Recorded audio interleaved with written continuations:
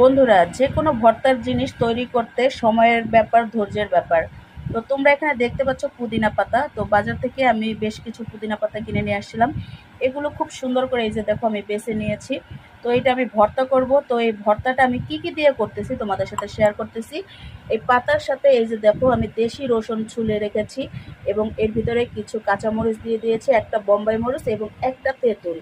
তো এগুলো দিয়েই কিন্তু আমি ভর্তাটা করব। তো প্রথম পর্যায়ে আমি পাতাগুলো বেটে রাখবো এবং পরবর্তীতে আমি এই যে রসুন এবং মরিচ এগুলো লবণ দিয়ে ভালো করে বেটে তার ভিতরে এই যে তেঁতুলটা আমি সুন্দর করে ছাড়িয়ে নেব। তারপরে আমি ওর ভিতরে আমি মিক্সড করে দেব। তো এইভাবে এই পুদিনা পাতাটা ভর্তা করে 1 সপ্তাহ ফ্রিজে রেখে খাওয়া যায়।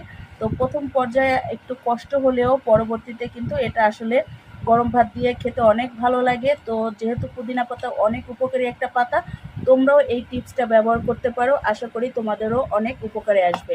তো সবাই তোমরা ভালো থাকো, সুস্থ থাকো, সবার জন্য শুভেচ্ছা রইল।